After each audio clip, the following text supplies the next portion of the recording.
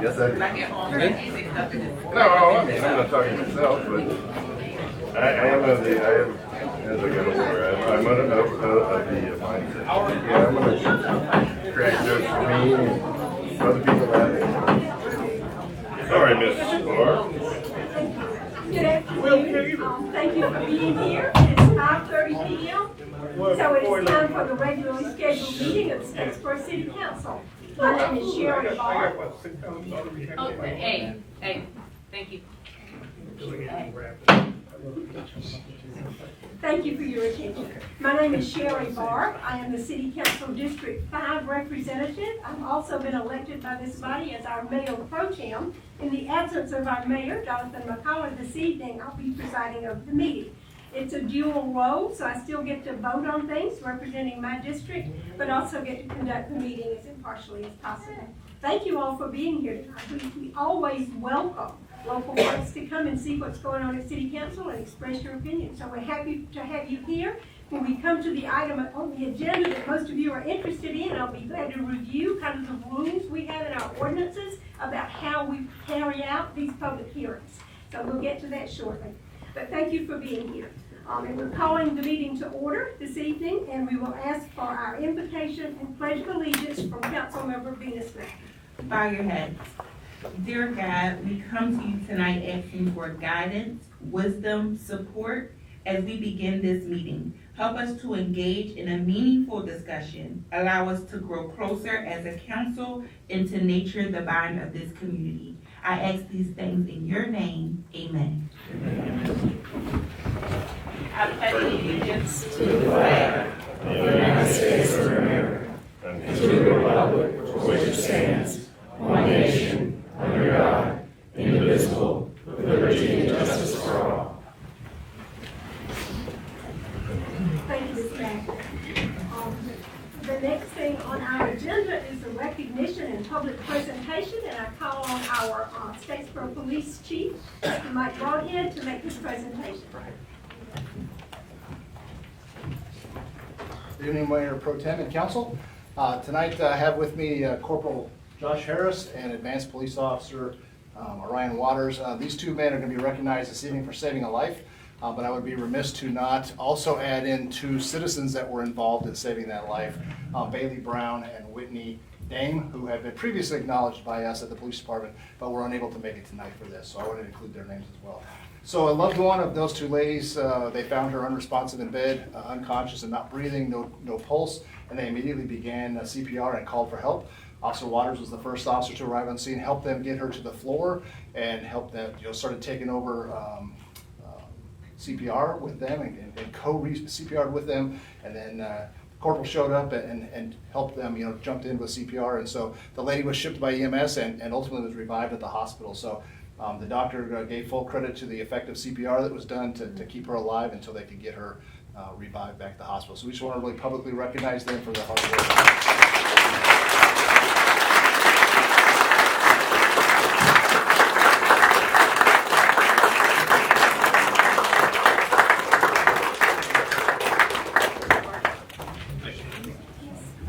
And Chief and your officers, if you'll come here in front, the council will come and pose for a picture with you.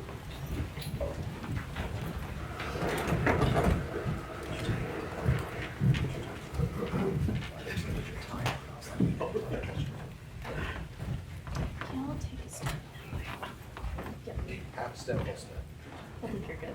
Let us know when you're So ready. Council, come on. Now? Right now, Thank you, guys. All right, gentlemen, take a step forward. Oh, nice. Yeah, you guys gotta get to the front. I don't wanna see us. Step over here. You're sorry. You're direct. Where do we need to be? So in Briggs, can you step at that corner? Yep. Ready? 1, 2, 3. 1, 2, 3. Get 1, 2, 3, 1, 2, 3, 1, 2, 3. Can we get one with just the 3 officers, so officers and chief? Thank you.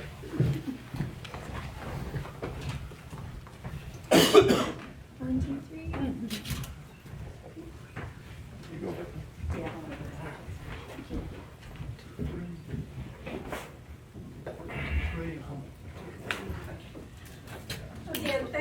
Right hand officers.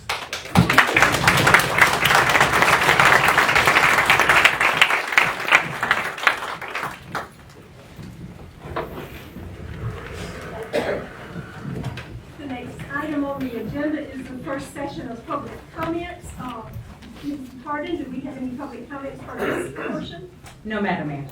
Thank you.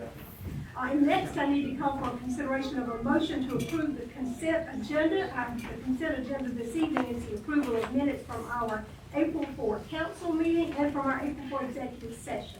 Do I have a motion? So moved. Second. Thank you. All in favor? Aye. Thank you. So that motion passes. And next, to add a public hearing, consideration of a motion to approve an application 230304, where Long Company Limited is requesting a zoning map amendment from commercial retail zoning district to R3, which is medium density residential zoning district, on approximately 2.65 acres of property in order to construct approximately 7 triplexes at 310 Myrtle Crossing Drive. So first we will ask for a motion to open the public hearing. So moved. Second. Second. Thank you. All in favor? Aye. So we call on Ms. Field to give us an overview of this item. Yes, thank you, Madam Pro Tem and members of the City Council.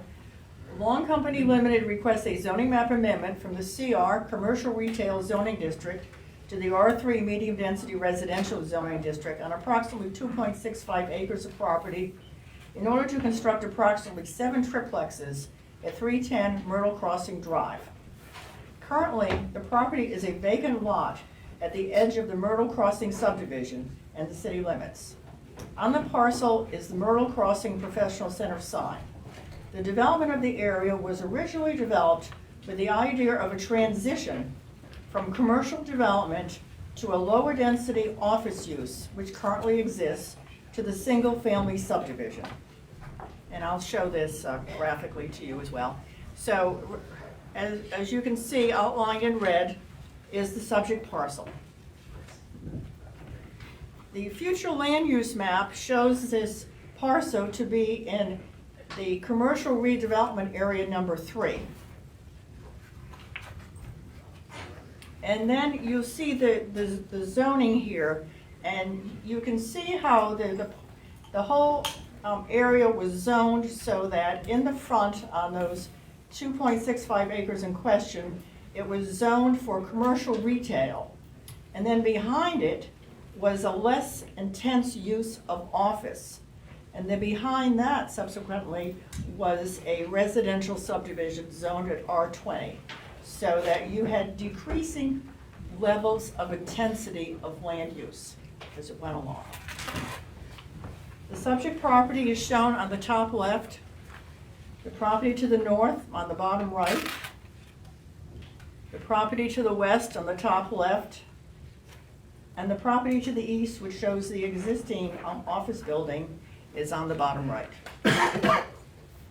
This exhibit shows the proposed triplexes, the 7 triplexes totaling 21 units.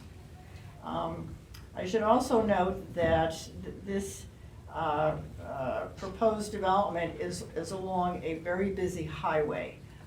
So the residential use does not relate as well as the commercial retail current zoning as to this busy highway.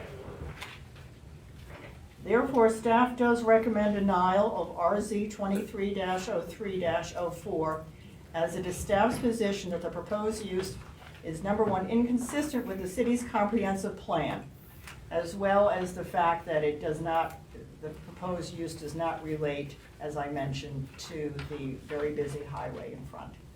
And if this petition is approved by the Mayor and City Council, it should be subject to the applicant's agreement to the following enumerated conditions. 1, approval of the zoning map amendment does not grant the right to develop on the property. All construction must be reviewed and approved by the city. 2, amenities must be provided at a percentage in accordance with the R2 Townhouse Residential District regulations. At the regularly scheduled meeting of the Planning Commission on Tuesday, April 4th, 2023, the Commission recommended denial of the application upon a 4-0 vote. That is my presentation. Thank you very much. Thank you, Ms. Field. So I want to review for the benefit of all of us, including our first-time visitors, what our ordinances direct that we do for public hearings. The hearing will be convened and chaired by the mayor or mayor pro tem. The mayor will review the procedures for holding this public hearing. In order for a person in attendance to speak, the mayor must recognize him or her. Upon rising to speak, the person recognized first identifies her or himself, and upon request of the mayor, furnish home or business address. Persons appearing as part of an organized group are asked to designate a spokesperson to present that group's position. Opponents and proponents of the zoning decision under consideration shall be allowed 10 minutes per side for the presentation of data, evidence, and opinion. That time may be extended when circumstances deem it appropriate. Additional persons will be recognized according to these procedures for the purpose of addressing additional elements of the proposed revisions or to make additional points with regard to elements already addressed but may not come back to rehash points already made. So will call for, and I'm not asking you to speak now, I'm just trying to identify the persons present who would like to speak for this request. Yes, please come to the podium and state your name, please. I'm Joseph Stuckey. I'm with TR Long Engineering. I'm representing the owner here, Long Development LLC. Thank you, Mr. Joseph Long, and you're on. Joseph Stuckey. I'm sorry, Joseph. Stuckey. Thank you, Mr. Stuckey. And you're, you want to speak for the Yes. revision. Yes. Thank you. And we'll call on you shortly. Anyone else here to speak for? Okay, hearing none. Is there anyone here to speak against this zoning request? Yes, sir.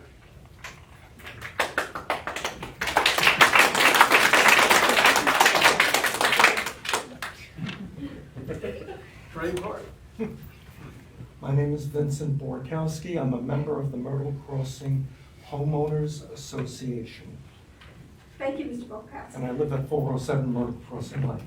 Thank you very much. Thank you. Yes, sir. We'll call on you shortly. Thank you. Are there others here who wanted to speak tonight? Yes. My name is Trent Maurer. I live at 450 Myrtle Crossing Lane, and Vincent's actually going to introduce me.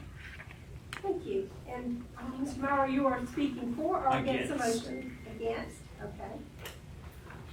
Do we have others here who wish to speak? Alice Holloway, Myrtle Crossing Homeowners Association. Ms. Holloway? Are there others here who wish to speak? Yes, sir?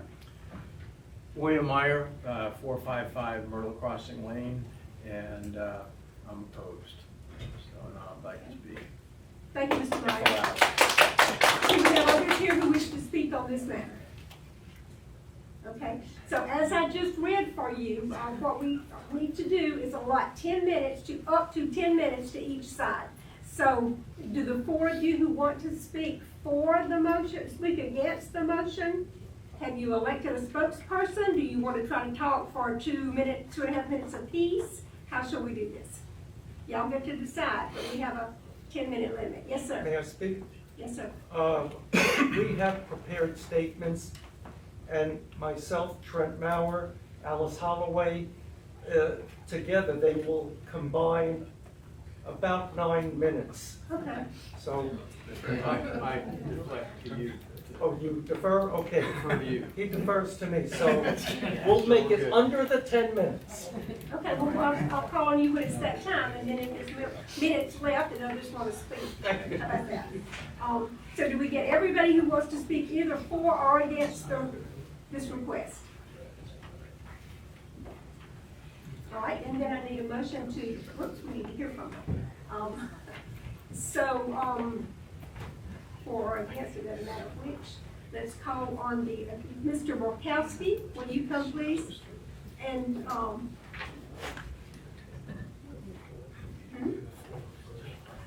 yeah, because he's gonna talk about that.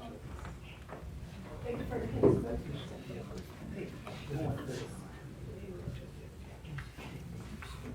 Okay, all right. I'm sorry, I'm sorry, Mr. Borkowski. Apparently, we need to do the four sides first, so I will invite, thank you. I invite Mr. Stuckey to come, and you have up to 10 minutes to present your case for us, please. Thank you. Mr. Stuckey has submitted a presentation to share. As long as it's been 10 minutes, we're happy to hear it and see Oh, it. sure. Not a problem at all. Again, I'm Jamie Stuckey. I'm with TR Long Engineering. We were helping Long Development to do this project. She told me one of the clickers here. Okay. So what we're looking at is currently the site is 2.65 acres. The current zoning is C3. Under that zoning, it can be retail. And it can also, some of this I'm doing so that the gallery here knows some of the things too that I know and y'all know, but they may not. With the current zoning of commercial, we can place commercial there and have lofts above it. So there is, as it's currently zoned, we can put residential there without any changes. So what we're requesting is to go to R3, which would be multifamily. And what we're, under the multifamily, we can have up to 32 units. We're only posing to have 18 to 21, depending on how the site lays out with the different things we gotta have to meet the requirements. So we would be less than what the zoning requires for being R3. What we've looked at is we've actually, based off some of the planning and zoning comments, we went back and made a green space. And we also have we have provided a buffer between us and Highway 80 because of the residential. That buffer would be on the front and the back in case they built future in the office complex. We'd have a buffer between both ends. That is not anything that's required. That was something we were looking at doing. In that common area, we would probably have a park and a play area in there for the residents that are there. All right. One of the things that came up at the planning and zoning meeting was traffic, and people were really concerned with the traffic. So we did not do a traffic study, but we did pull some traffic numbers doing the first step in doing the traffic study. We pulled some trip counts. And for a C3, basically you would have 1,000 trip counts a day. That would be 500 cars coming and 500 cars leaving with the same square footage. If you do residential, we're looking at about 121, which would be about 60 and 60 or 61 and 60, however, coming and going. So about severely reduced, being that it's residential. If it actually becomes commercial, there will be a lot more cars, significantly more. And this is based on the Institute for Traffic Engineers manual. Okay. I've included some renderings of kind of what we're thinking of doing there, just to kind of give some people some visual. These are not apartments. These are triplexes. They're like, you know, they're 2-story, but they're 2-bedroom type houses. Okay? Just to kind of give y'all a view of what we're looking at. This parcel was created in 2005. It was bought in 2006. In 2009, it was foreclosed on. The current owner bought it in 2014 with intents of developing it, never did. It's up for sale. Our purchase depends on getting this zoning. This property has never been developed. It's been sitting dormant for 18 years under its current zoning. I've been living outside of Statesboro in the county here for 27 years. I don't see businesses going that way. I don't see development going that way. I see it going the other way. So this is an opportunity, in my opinion, to take a piece of land that's sitting there doing nothing and could generate some revenue and provide some housing that's needed in this area. So, all right. Any questions? What we'll do at the end of hearing from everybody, if council has questions, any members will ask you to come back to the podium to Okay. answer them. And I would like also too to have a chance at the end to my remainder of time to answer any questions they may have as well. Okay. We want to be fluid in this and try to be responsive to their questions. Thank you. How much time is remaining, Ryan? 5 minutes. All right. Thank you, Thank Mrs. you. Stuckey. And so now we move to hearing from folks who are here to speak for or to speak against this motion. Mr. Borkowski.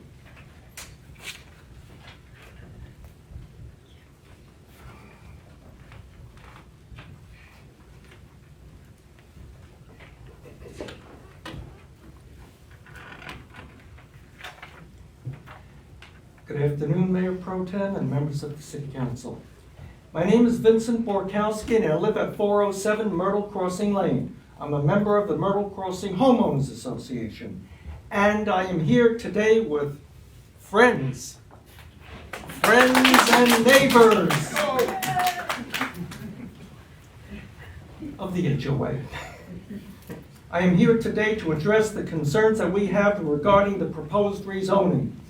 We are an established neighborhood of 52 homes. We are made up of young married couples with many young children, as well as senior citizens. I'm one of the seniors.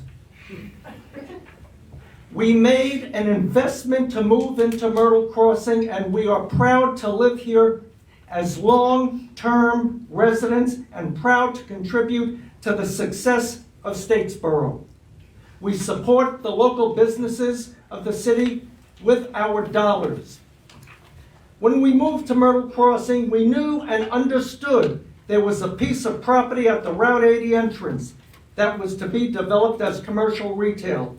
We had no problem moving into the neighborhood because we knew and understood that retail stores would eventually go there, commercial retail. And this would add a dimension of convenient shopping. Seniors can walk to the stores to make necessary purchases, and the entire neighborhood also benefits. This is what we understood was going to happen, and this is what we loved about the location.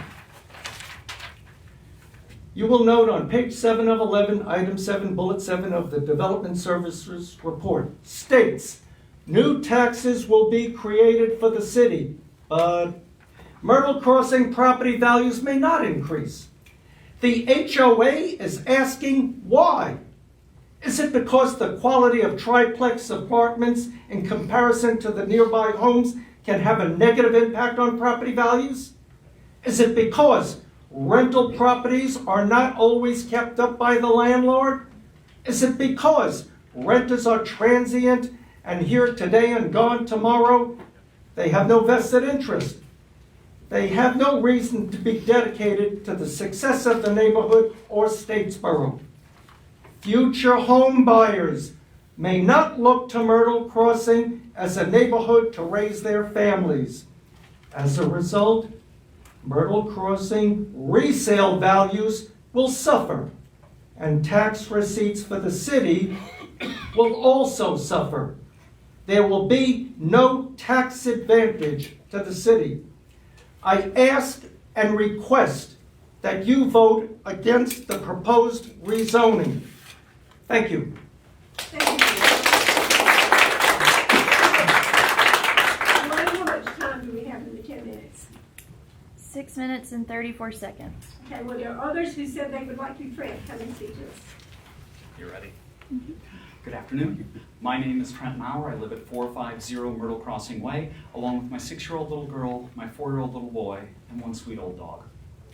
When my spouse and I were looking to buy our first and only home, we absolutely fell in love with the Myrtle Crossing neighborhood. The deciding factor for us as this place where we wanted to get a puppy, where we wanted to have and raise our children, was the safety of the neighborhood, that we could have a yard where our dog and our children could safely run and play. We had safe, quiet residential streets where our children could learn to ride their bikes without fear of being hit by a car. Since moving to the neighborhood, we've discovered that our neighborhood is actually a sanctuary from the high-speed traffic in the surrounding neighborhoods, and parents from those neighborhoods bring their kids to our neighborhood to play and ride their bikes because it's the only place where they're safe from the traffic. This is one of the things that I love the most about our neighborhood, And it is possible only because our neighborhood is uniquely safe in this area from high-speed traffic.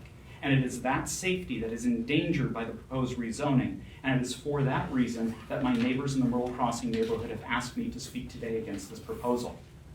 If you look at page 8 of 11 of the Zoning Services Report, the one entitled Preliminary Site Plan, you can see that the location of the proposed development relative to Highway 80 and that exit out of our neighborhood is where Highway 80 is a divided highway.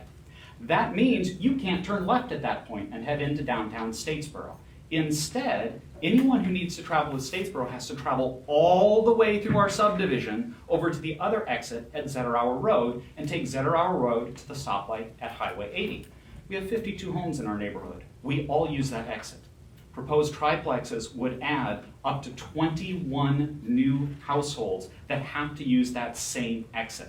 If each household averages 6 trips a day, as you heard already, that's 120 additional cars through our neighborhood. And that's just the start of the problem. The amount of additional traffic along Zetterauer Road into Statesboro would cause a cascading traffic safety nightmare for our neighborhood that was not addressed in the Zoning Services Report and that was not addressed by Mr. Stuckey.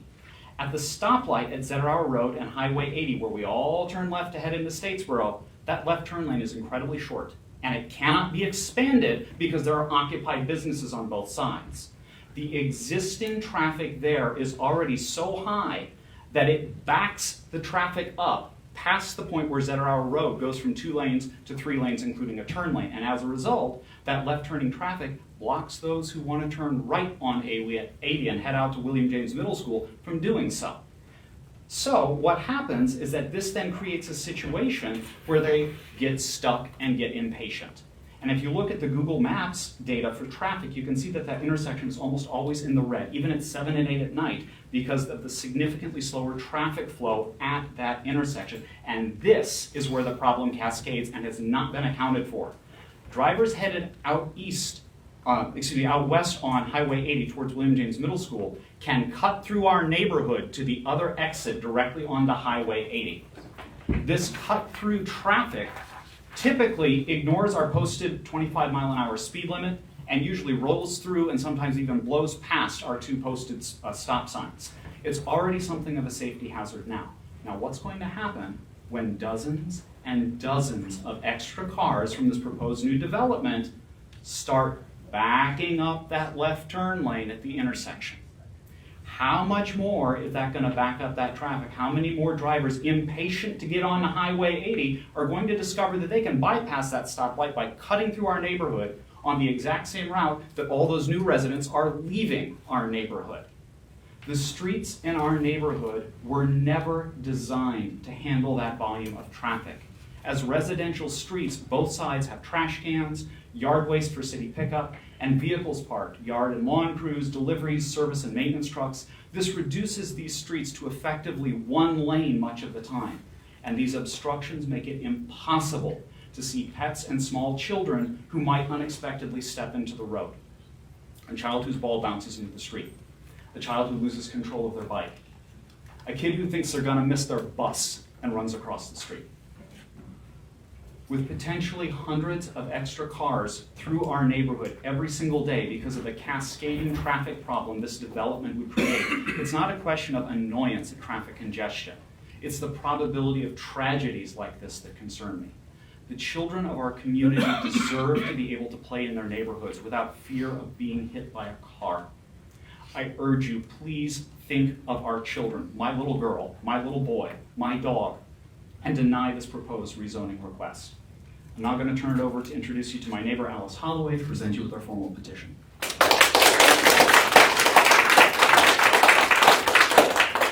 How much time do you have left, Lynn? 1 minute and 26 seconds. Go to it, Alice. Good afternoon. My name is Alice Holloway, and I live at 329 Myrtle Crossing Drive. I would like to present a petition that has been executed by the members of Myrtle Crossing Homeowners Association. Along with what our presenters have stated and the emails you have received, this is another expression of our desire for 310 Myrtle Crossing Drive to remain zoned as a commercial retail property. Thank you. ahead.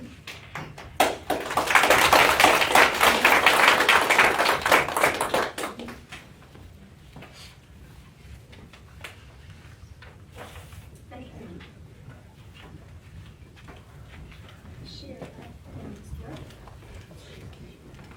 Okay.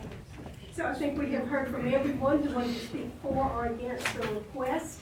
Actually, did you want to come back, Mr. Stuckey, and use your other 5 minutes?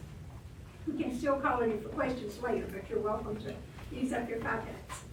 Yes, ma'am. Thank you. And I won't use my whole 5 minutes.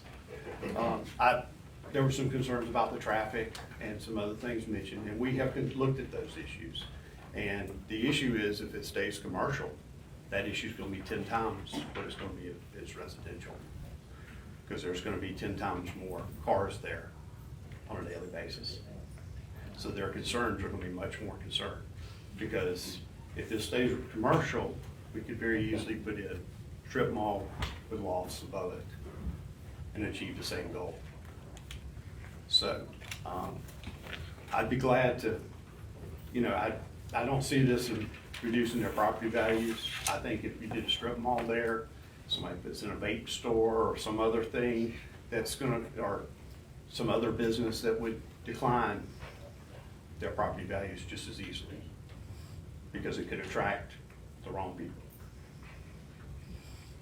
So, but thank you for your time, and if you have any questions, I'll be glad to answer them.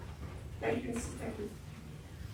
Having heard from everyone who requested it, I'll ask now for a motion to close the hearing. Second. All in favor? Aye. Thank you. So now we have time for council discussion. If anybody has questions and wants to, I'm sorry, do you want to use another minute, Mr. Stuckey? If I could, please.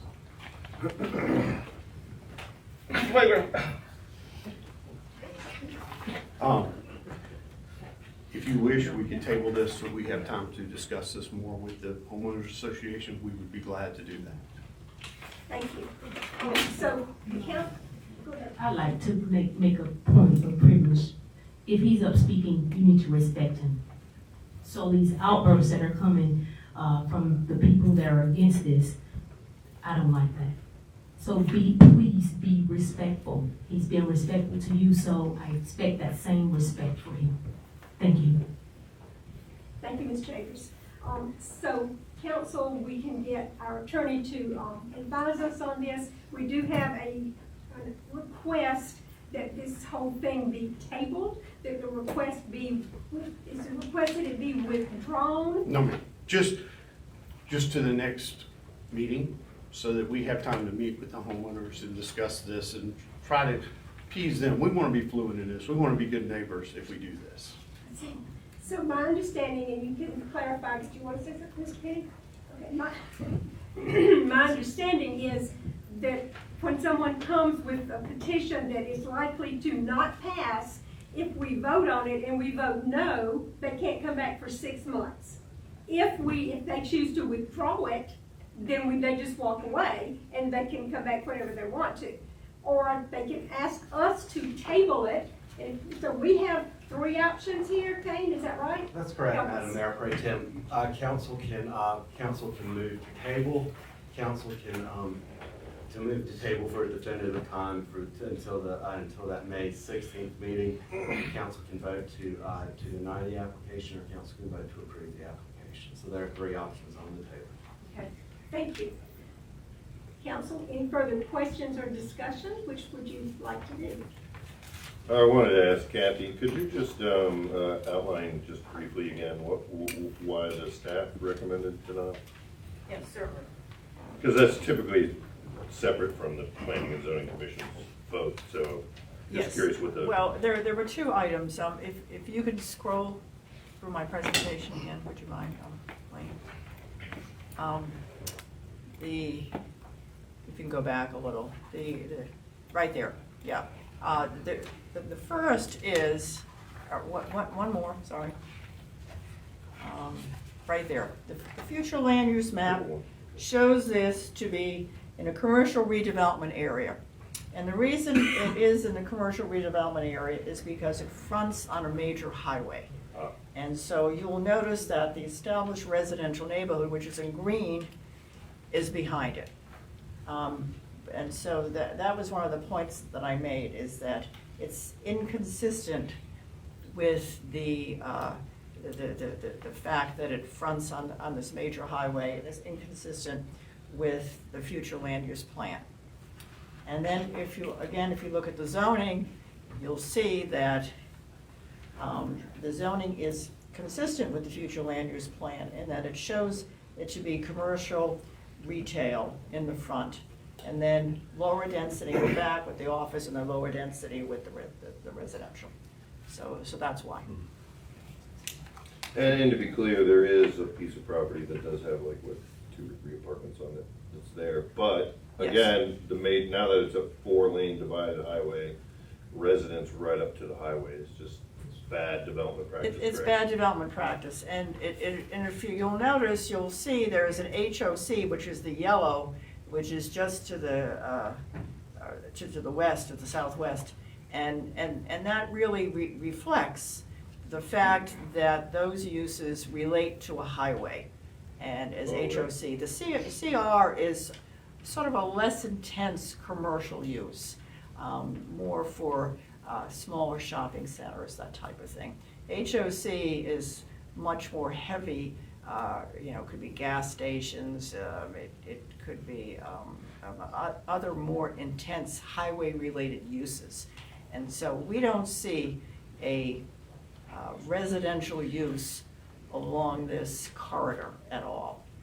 So, does that answer your question? It did. Okay, thank you. Thank you, Ms. Field. Other comments or questions from council?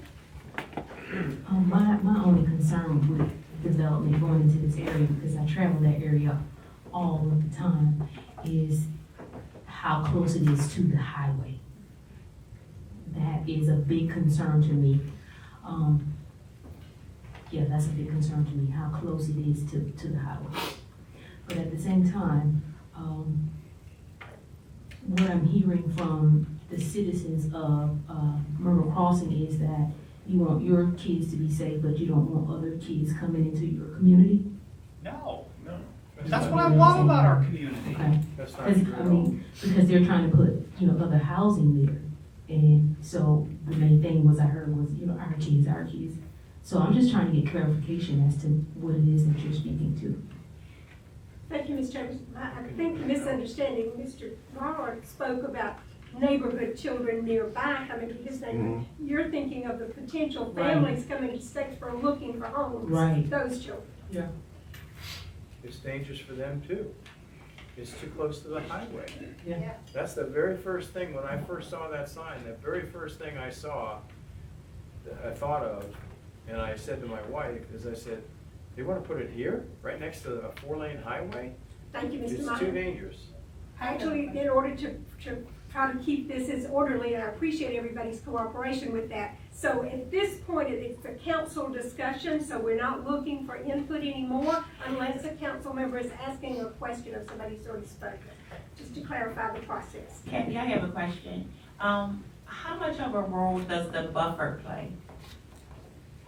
Because I heard the developer say that they were going to, but I don't know how much that stands, but I'm gonna ask you, how much of a role does that buffer play with that development being so close to the roadway? Yeah, it really depends.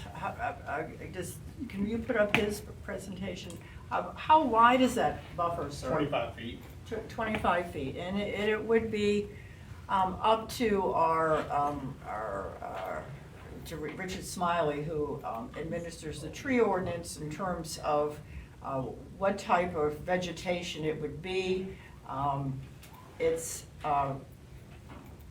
not sure that vegetation would ameliorate, I guess is the word I want to use, the usage, which is the residential use. And even though there was a buffer in the front and a buffer in the back, I'm not sure to what effect that would have. So you're not sure if it would help or wouldn't help? I don't think it would. I don't think it would, because you've got a major highway, you're fronting on a major highway. And even though you're gonna have 25 feet, and it could be vegetated, and it certainly would be, we would require that, you still have the residential uses behind it. So I would not look at that as something that would be an enhancer. Okay, I have one more question. And so I heard the developer also say that it could be commercial with residential on top, is that correct? Yeah, the CR allows for lofts over commercial, but you'd have to have commercial on the first floor. And then lofts would be allowed. Under our existing zoning, our CR that we currently have, it does allow for lofts up above. Other questions? Okay. Well, it seems to me we've got the three options that our attorney outlined for us. One of us can make a motion and the rest vote to approve it, to deny it, or to defer it. Anybody have a preference here? I personally would not like to see this shot down and then be gone for 6 months, can't bring it back for 6 months. I would rather the two sides be able to get together and find a sweet spot, maybe, and then come back in a month. I second that. So we thinking defer, so they come back in 2 weeks? Or the table. I'm sorry, table. The 16th. Specifically because it's a neighborhood meeting, yeah, evening, Okay, agreed. that makes sense. So Mr. Penny is reminding me that this is a neighborhood and homeowners who want to participate in the process, so if we defer, we wouldn't defer just the 2 weeks until the 9 o'clock a.m. meeting. We defer it for the 4 weeks, so it would be the next evening meeting. So is that what we're thinking that we would like to do? Are we voting? Good. I'm just trying to get a consensus before I call for a motion.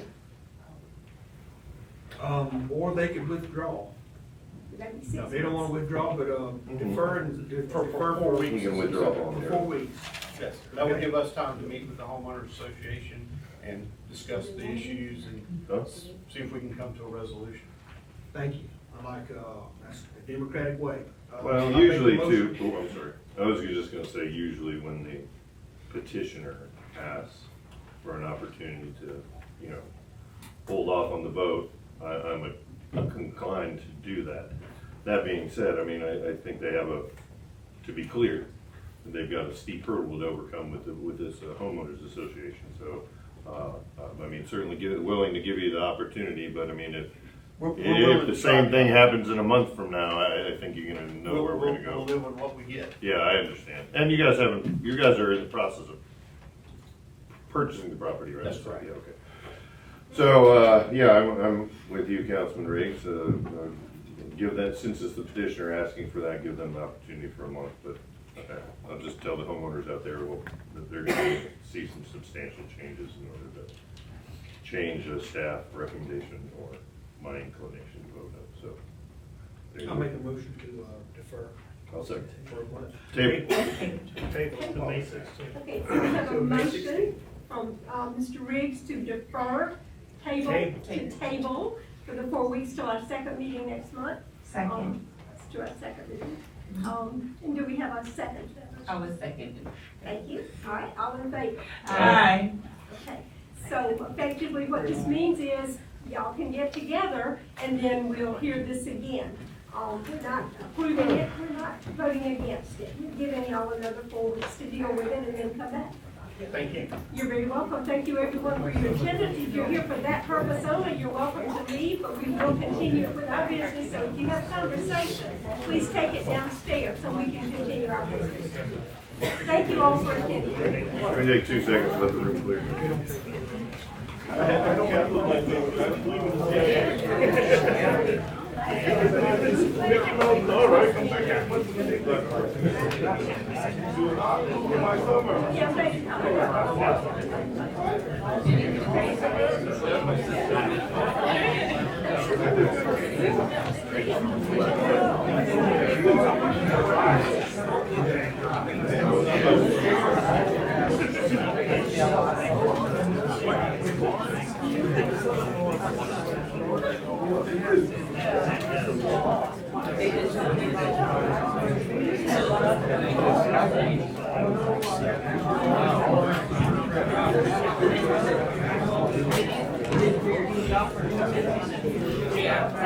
That's why I was worried about that number.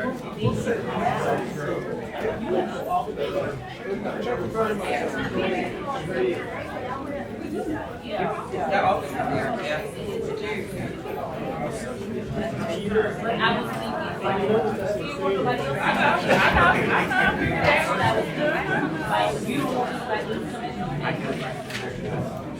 was thinking, all right, make me ready.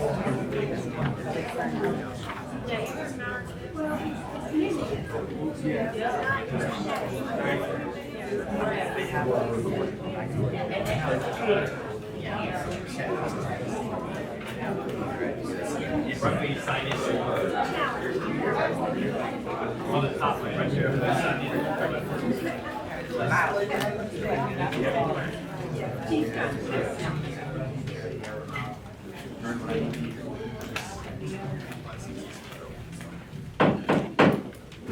Thank you for your patience through the process.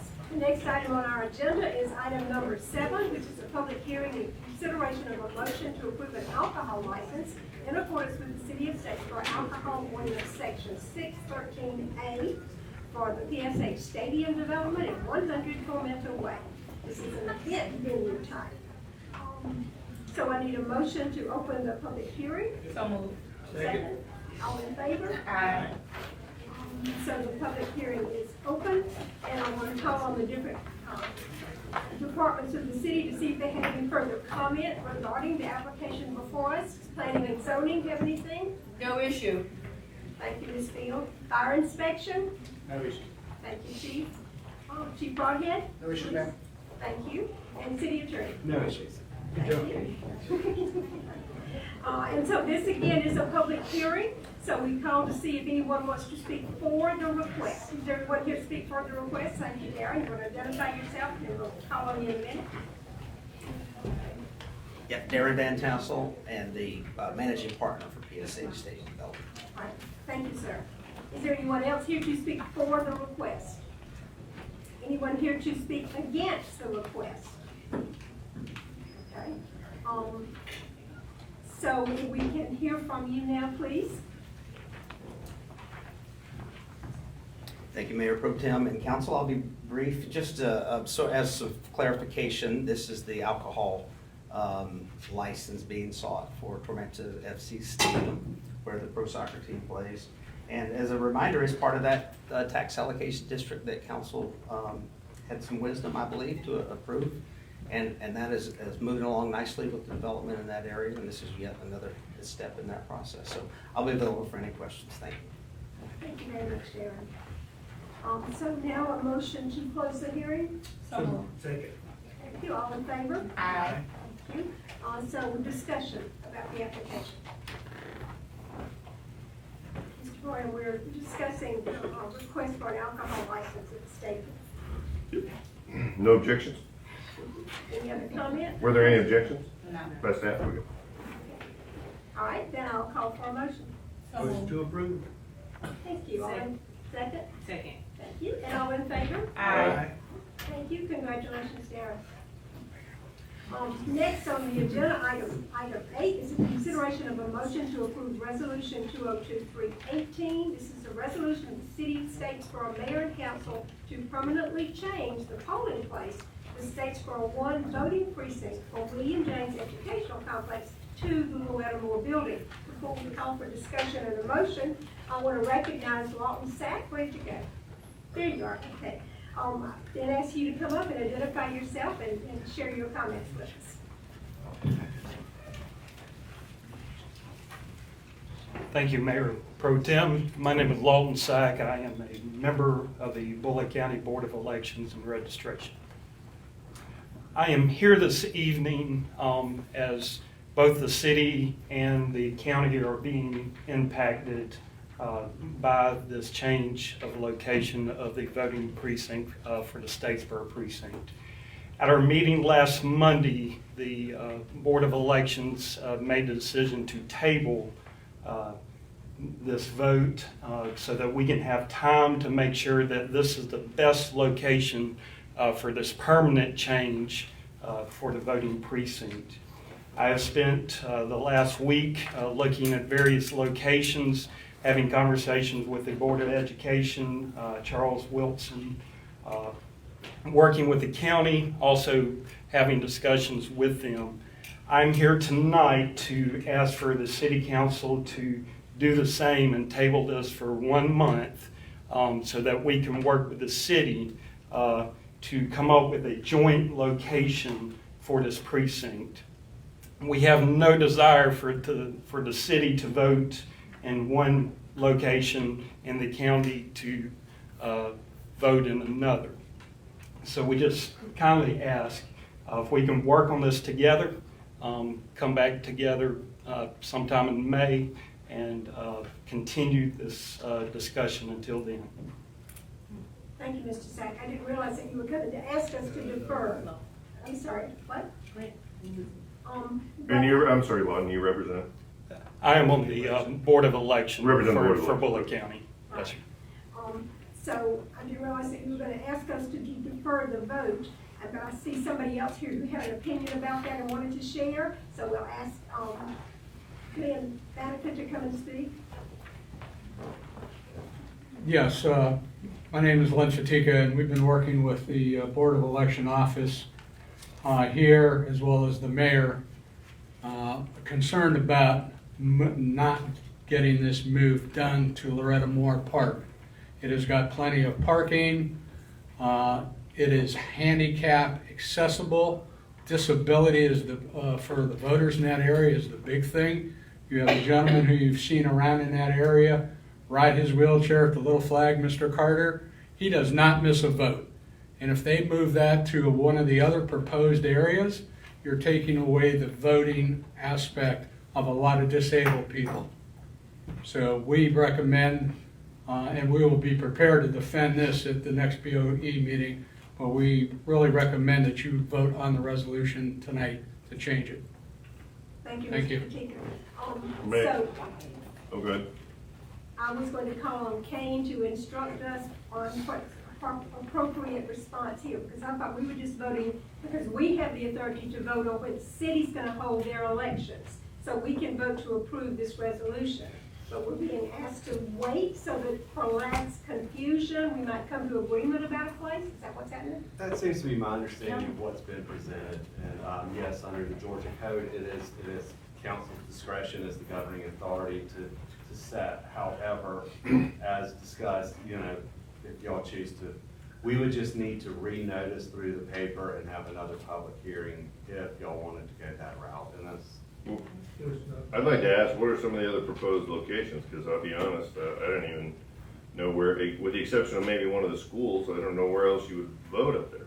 Initially, there was discussion about the Bell House, but then the city kind of rejected that for access. Yeah, I know. I don't know, I mean, Lawton or Lynn, do either of you have a comment on that? Bell House is one of the ones that Shantae, the Register, put out there, as well as the First African Church. I think Where is that one? It's the edge of the city. Did you have another comment, Lawton? I was just going to answer your question. Yes, we have several locations that we are looking at. Those include the Statesboro Magistrate Court, which is next to the fire department. It is in walking distance from a heavily populated area off of Gray Street, West Jones. We are also looking at the Bullock County Commissioner's Office in the Bullock County Complex next to the Tax Commissioner's Office and the Election Board. They are doubling the size of that room. And you're going to hold our city elections there? Yes. You're going to charge us for that? No. I mean, for real? Yes. I met with Charles Wilson and Todd Mashburn yesterday. We are also taking a look at the gym at the William James Complex, where the voting is taking place now in the cafeteria. We are also looking at the Julia P. Bryant site for buildings that are there. So we are actively looking for other locations. We have been asked from the city for the Bell House to kind of be at the end of that list. and we are taking that into consideration. I'm hearing a lot from citizens since coming onto the board on April 1st, and I would also like the time to hear from them and hear some of their ideas and concerns. Thank you. Can you just tell me once again for clarity why the Wetmore isn't suitable? Okay, the issue is we've got 7,000 voters in the county. It is fine for the city elections, but with next year being a presidential election and with the increase of people moving into Bullitt County and the Statesboro precinct, with this being a permanent change, not just a temporary change, we just have concerns that we're going to be able to get at least 100 voters into that building per hour.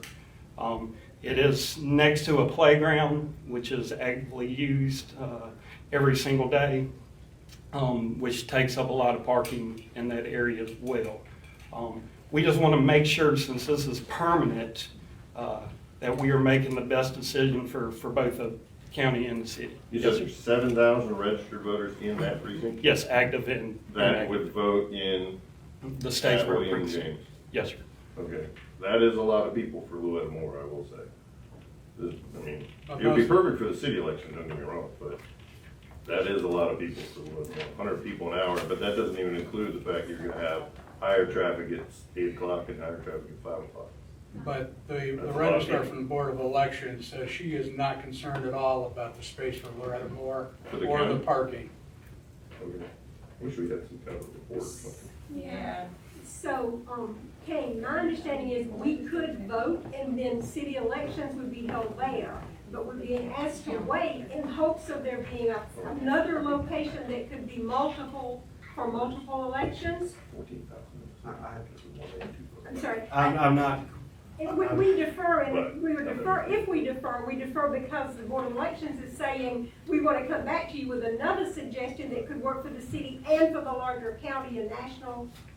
that's my understanding, that's what they're at, that's their basis of their request, yes. Hey, do you mind if I ask why? I mean, the city district is different than the county district. The voting districts are, the city doesn't vote at the same time as the county. And quite frankly, which happened when I first got elected in 2012, when I ran for office on a presidential year, I had to vote at one place for the county and one place for the city, which will not change. So, I mean, I think what you're talking about for the county would be appropriate, but I mean, the city is probably, I mean, let's face it, I mean, we only got about 1,000 people that voted in the city elections, and half of them voted early now, so election day is not crucial. So, I mean, for us, it's an ideal location for districts 1 and 2. But, I mean, it's not ideal for one, but it's pretty good. I mean, it's not that far from where we're at now. So I'm just curious, why does it need to be the same place when the elections don't cover the same districts and they don't even cover the same years? Yes, sir. City elections are typically held in odd years, Right. county and even years. Typically, it's only special elections or some kind of referendum that they would be held at the same time. The idea for us was just to avoid any kind of voter confusion. If and when, you know, we don't want to funnel a lot of people that are normally voting for the city going to Louetta Moore county elections and then trying to figure out exactly where they need to go. We would just like the opportunity to just work with the city and see if we can come up with a joint solution. Thank you. So, Mr. Reeves, you wanted to give them time to work it out last time. Is that what you're thinking this time, or what are y'all thinking? Yes, I would like to refer to the registrars of the Board of Elections. Board of Elections. And I'm happy to go 2 weeks, but I'd like something from Shantae. I'd like something from the person who runs the thing. Because I trust Shantae, I've known her for a long time. She's a very reasonable person, she's a very thoughtful person. And I just don't see anything from them, from the actual folks that run the election Monday through Friday, 8 to 5. So I'd like to see something from them. I just want to be clear, now, we had to advertise this, and so if you defer to another, will we, because the public has to be aware that you're gonna vote on this, we would have to re-advertise it again. Why? Because we've already given notice. If we vote after that notice, what does it matter? Because It says we're voting today. But what matters, yes, exactly, Yes. the hearing, public hearing is held this date, this time, this place, that's why it won't work. But we held the public hearing. Yeah, but you didn't take action on it. We'd have to re-advertise, I wouldn't advise otherwise. Okay. So do you want to continue to make a motion that we put it off and re-advertise, or do we want Yes, to? ma'am, and re-advertise. Sorry if we have to pay for more, but, when it comes to elections, gotta be right. We want people to be as clear and well informed as possible. Well, I'm ready to vote now, because even if we re-advertise, I'm still gonna vote the same way. So do we have a motion on the floor? You've moved that we postpone for 2 weeks, or have you made that motion? I'll make the motion, it'll probably die, but. Okay. Is there a second to the motion that we put it off for 2 weeks and re-advertise? I mean, I'd like to second it with the caveat being that we here get an official recommendation from the board, the election supervisor, not the Board of Elections, the election supervisor, person who does the work. Okay, so we have a motion and a second. Any further discussion before we call the vote? Mr. Penny, you see that? I wanna make sure the date, that if you're not gonna vote today, are you going on the second, or you going on the second meeting? It's the second meeting, so it happens the 16th of May. Okay. So your motion is that we postpone this vote Until May until 16. May 16, and we call for the report from the election supervisor. Yeah, second with an amendment, if you'll accept the amendment. I accept.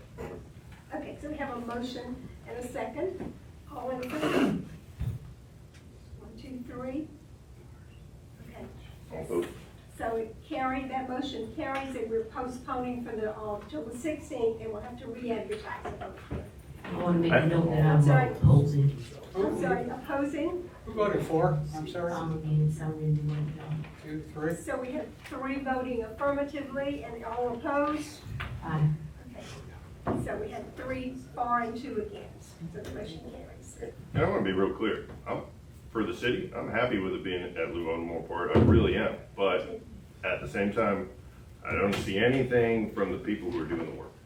And I'd like to see some of that. And that's all I'd like to see. I mean, those people work hard. They get a lot of crappole every year, or every other 4 years during the election time. No, I And, I definitely just want to agree hear what they have to say. with you, but I also think that we all know Shantae, and we trust Shantae, and I think that if there was an issue, I think we would have been made aware of it. That's just my opinion Well, on it. always better to have it right, Anyway. Thank you, council, for persevering, and thank you for your patience, folks who are here. And thank you, Mr. Fatika and Mr. Sack, for coming and answering our questions.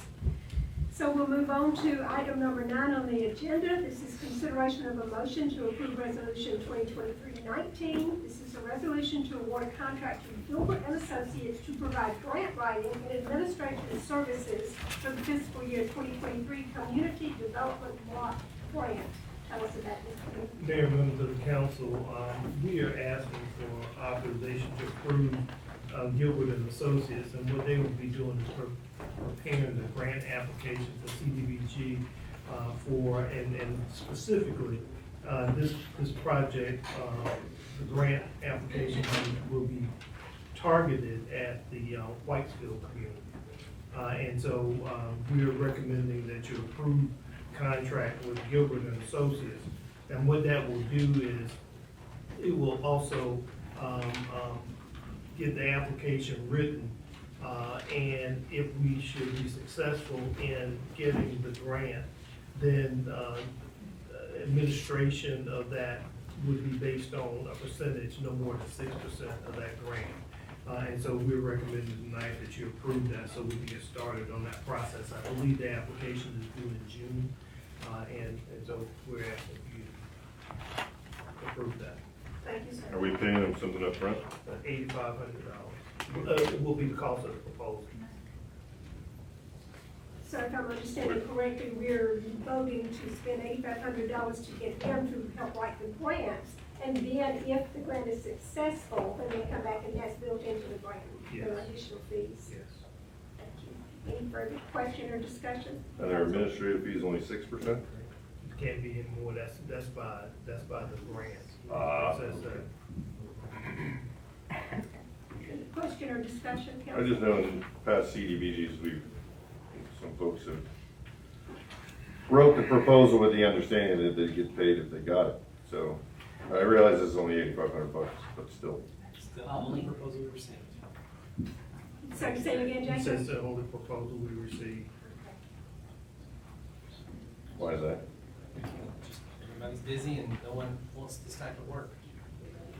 Multi-activity grant, Yeah. housing and Yeah. park and roadway. Well, the 6% doesn't help either. That's why I asked. It's true. I mean, we've done other CDBGs with 12, 13, 14%. I mean, 6% is really low. The engineering side was higher. Yeah. The grant administration was not. Thank you. So, any further discussion, or is there a motion to approve or disapprove? Motion to approve. Second. Thank you. Motion to approve and second, all in favor, please signify by aye. Any opposed? The motion carries. Thank you. Consideration of a motion to approve resolution 2023-20. This is item 10. This is a resolution to award a contract to WSP to provide engineering services for fiscal year 2023 Community Development Block Grant. So as a part of that, we are also looking at some park improvements. And so Woods Associates that work with us on our two projects, the Grady Street, they would work on the grant application for the preliminary engineering report.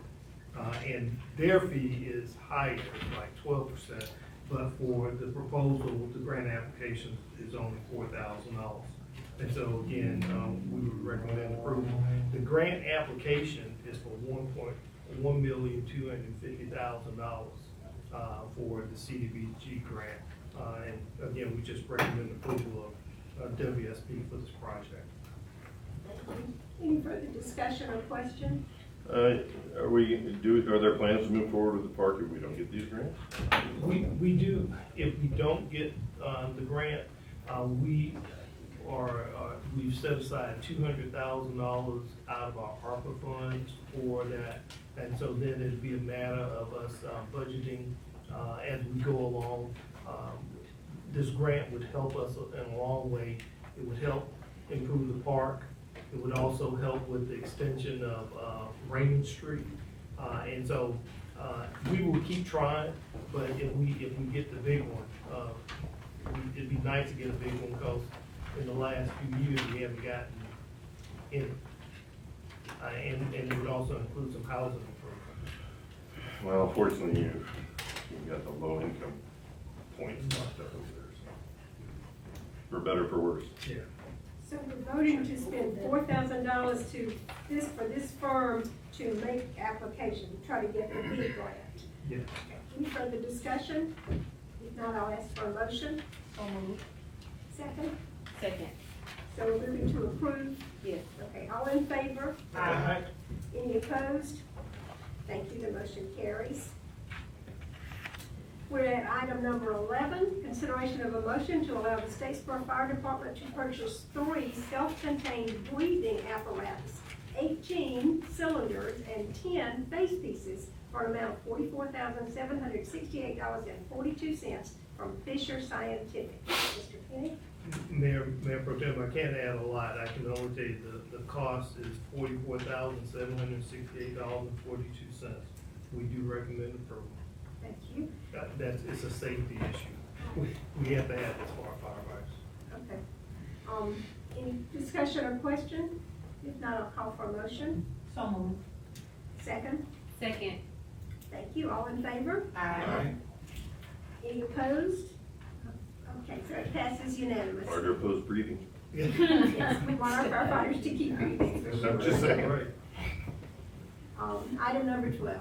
Consideration of a motion to award a contract for professional engineering and right-of-way services of the West Main Street intersection improvements project to Atlas Technical Consultants, LLC, in the not-to-exceed amount of $399,800. This project will be paid from T-SPOS funds. this is an important project. We actually had it for last time, and I had questions, so we pulled it. The amount of money is a large amount of money, but what this project is intended to do, on West Main Street, where you have Johnson Street, Martin Luther King, and all the three streets that, in West Main, where they converge, we need to fix that. And so this work is not just design, you see there's a cost of surveying, there's some concepts, subsurface utility work that needs to be done, and then the final plans, that's a big one. Some public involvement processes, some right-of-way staking, and then there's some right-of-way acquisitions. And all of that is a part of this $399,000. And so, we do recommend approval with Atlas to move this forward. And if I had my druthers, I'd reach a little bit further out, but this isn't on the agenda. I would go out a little bit further on West Main Street, where we have Proctor and West Main coming together. That's a dangerous intersection, but Jason then promised me that's on our to be done future list, to put a circle there, because it's dangerous when people come across there. We gotta upgrade that fork, just saying. Yes. Yeah, I think we're talking about the same thing, Bill. I'm actually talking about the He's fork. talking about the fork. There's a fork sticking up in the fork in the road. You don't know there's a fork right there? Oh, never mind. Never mind. Sorry, Charles. Charles ain't from around here. Charles ain't from around here, folks. Your accent's not for me either. Thank you, Mr. Kenny. Any discussion or question, council? And I'll call for a motion. So moved. Second. Approve. To approve this year. Thank you. And so we have a motion and a second. All in favor? Aye. Any opposed? The motion carries. Thank you, council. Item number 13, consideration of a motion to award a contract to Y Delta Incorporated in the amount of $225,667.17 for the Briarwood Road Water Project. This project will be paid from Water Sewer Enterprise Fund revenues. Mr. Kenny? Mayor, members of the council, out on Briarwood Road, as you go out there now, you'll see a number of apartments being built, and by two different contractors, actually the one that was here earlier, and then John Lavender. However, the issue is having water in that, there's no water in that roadway. And so we're gonna be able to extend the water, and this is the cost. We had estimated the cost to be $150,000. However, it came in at $225,667. And we do recommend it. As Jason was saying earlier, right now, contractors get to pick and choose the work they want to do. And so we're seeing increased costs, but we got one bid. And if we don't take this bid, we go back, it's probably going to be higher. And so based on that, we do recommend approval. And as I said, those units are already under development.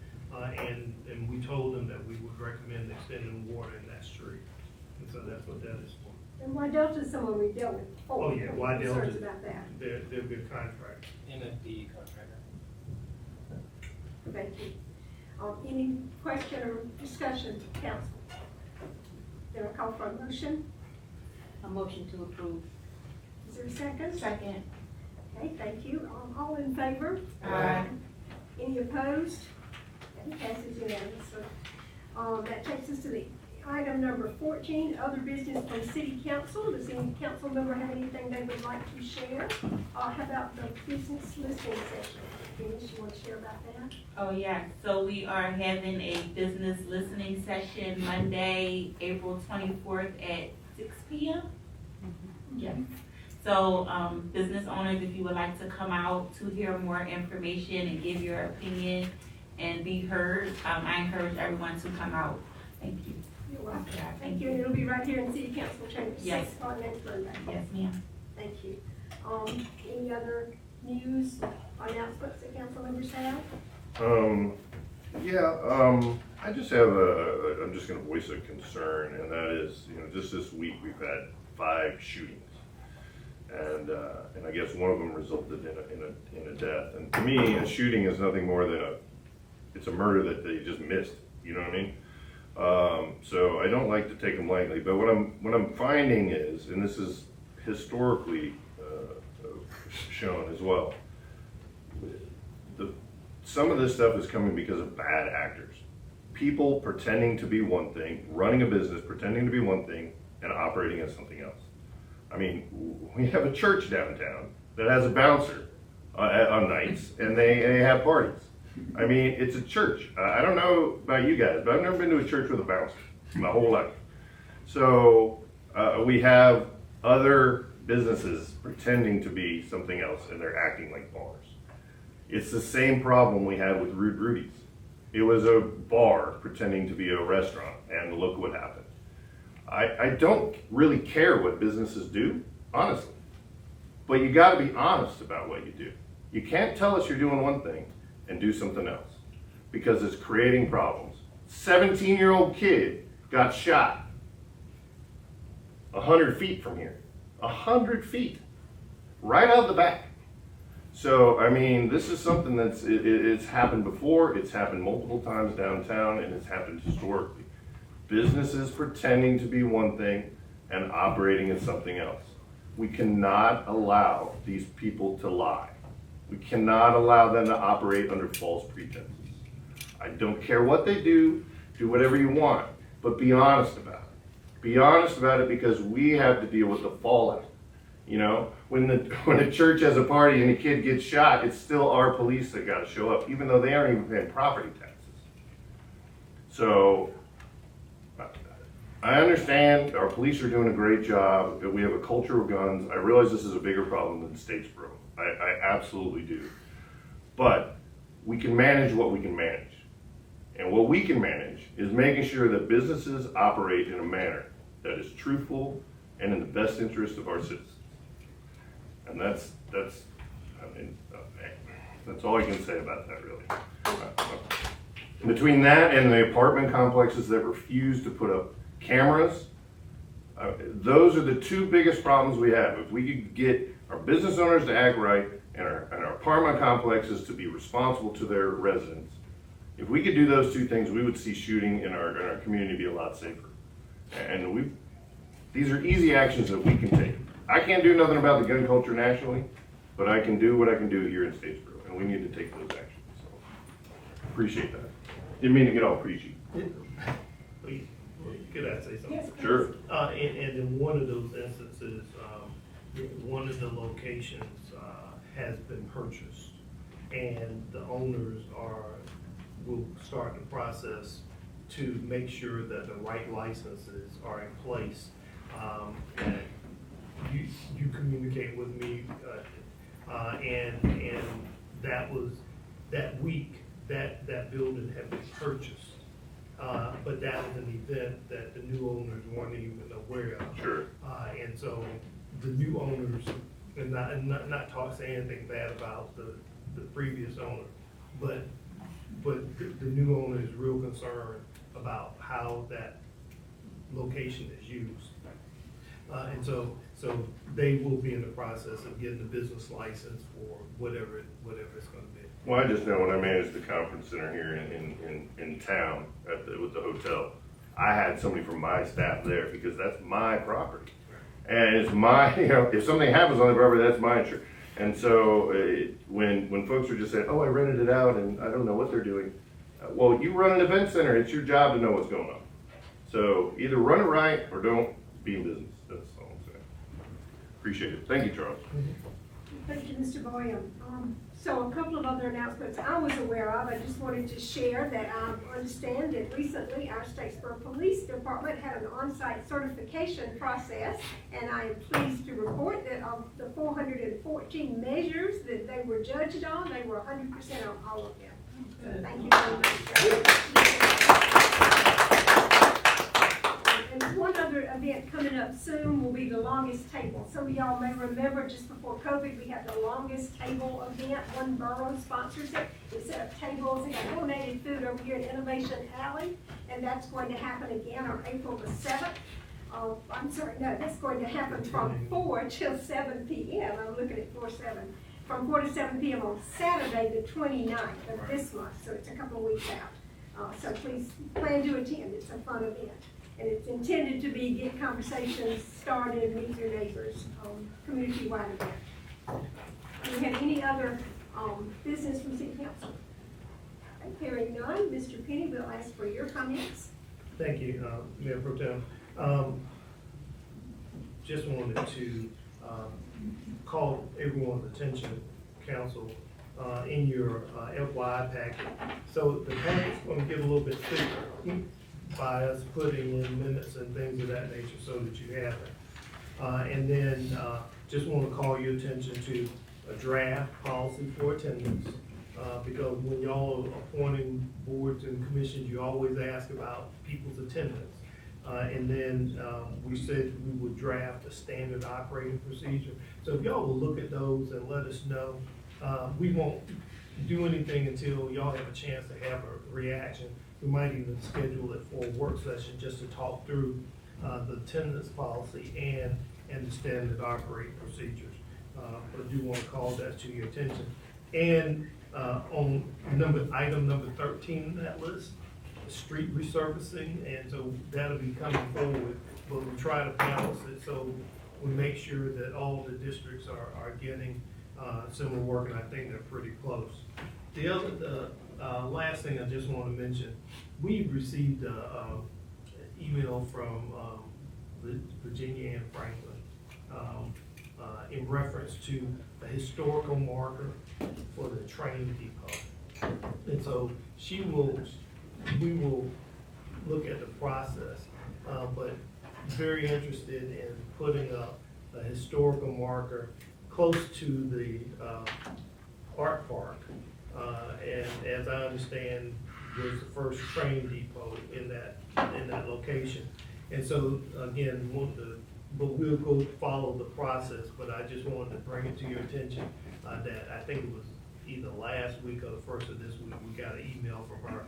And you know Virginia, and she gets persistent, and so she said that was one of the first historical markers we probably should have put up, but just wanted to bring that to your attention. Thank you. So we can anticipate that being on the agenda soon? Yes. Thank you. So this is our final for this meeting, public comments period, and we have registered Mr. Marshall Webster, who wants to address council about police department funding. And so you have 3 minutes. We welcome you to the podium. 3 minutes. Thank you, ma'am. Yes, sir. Mr. City Manager, council members, as was so cogently pointed out by Georgia Virtue recently, the understaffing of the Statesboro Police Force has, quote, culminated into a crisis, end quote. There are 79 sworn officers on the force when there should be 124. Providing an adequate police force is the most basic duty of a city government, as there is no more fundamental proper function of government than to protect its citizens. The city manager has known about this problem for some time, and presumably, I would expect, so has city council.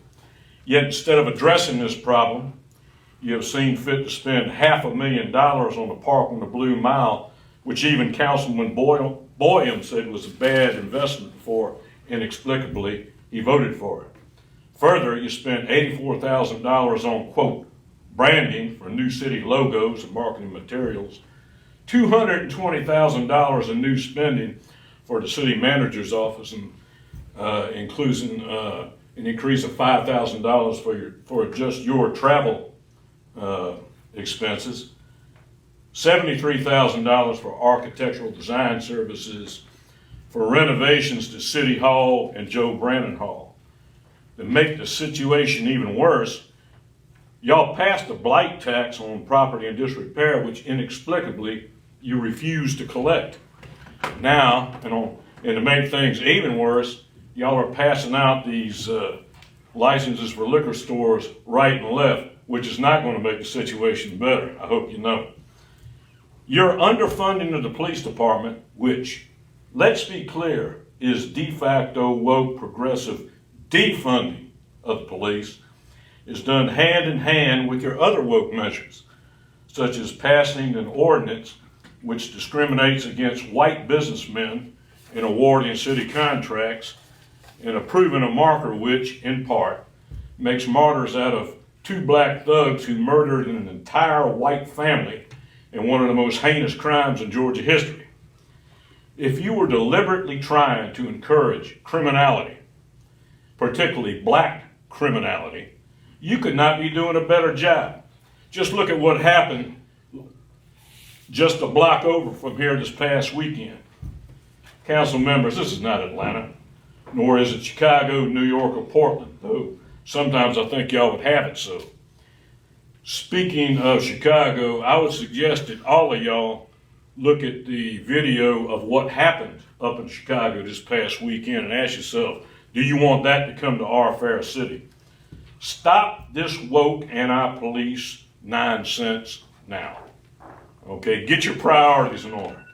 The good people of this city are onto your agenda, and believe me, they do not like it. I thank you for your kind attention.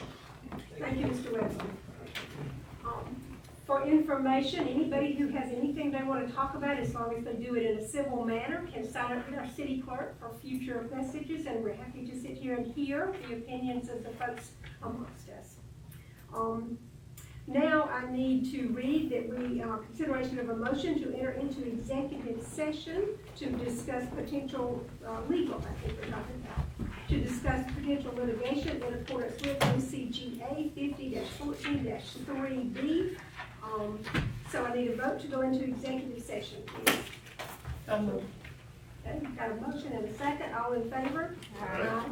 So we'll call a 10-minute recess. Thank you all who attended this evening. Know that you're welcome at City Council at any time. Y'all ask him to clear the room now. I know, Jason, new roads are for the traffic.